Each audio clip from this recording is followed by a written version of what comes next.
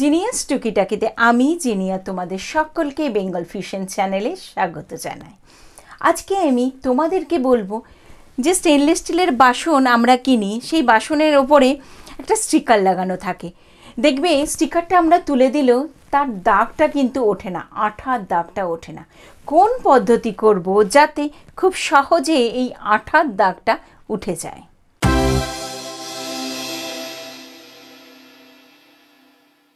এই একই সমস্যাই কিন্তু শুধু যে স্টিলের বাসনের ক্ষেত্রে হয় তা নয়, আরও অন্য কোনো বাসন বা অন্য কোনো জিনিস কিনলেও কিন্তু তার মধ্যেই সমস্যাটা দেখা যায়।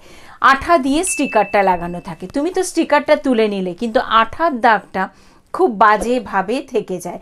তুমি তারপরে ওটাকে ঘষেও তোলা যায় না, যত বেশি ঘষতে গেলে একটা স্ক্র্যাচ পড়ে যায়। নতুন বাসনে স্ক্র্যাচ পড়ে গেলে মোটেও দেখতে ভালো লাগে না। তাহলে কোন পদ্ধতি করবে? যে বাসনের তুমি স্টিকারটা তুলতে যাচ্ছ সেটাকে একটু গ্যাসের ওপরে ধরবে, একটু উল্টো দিকটা ধরে, ওপরের দিকটা স্টিকার আছে, তুমি নিচের দিকটা ধরবে, হিটটা এরকমভাবে পড়বে, একটু ওপর থেকে ধরবে, খুব বেশি হিটে আনার দরকার নেই, জাস্ট হিটটা লাগলেই হলো।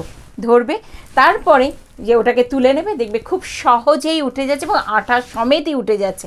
কোনো রকম কোনো দাগ কিন্তু সেই বাসনের ওপরে লেগে থাকছে না। একবার পরীক্ষা করে দেখো, নতুন যে বাসনটা এনেছো যার গায়ে স্টিকার লাগানো আছে সেই বাসনের ওপরেই পরীক্ষা করে দেখো, তবে না আমার কথাটা বিশ্বাস হবে।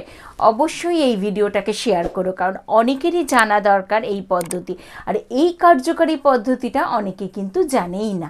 খুব ভালো থেকো বন্ধুরা।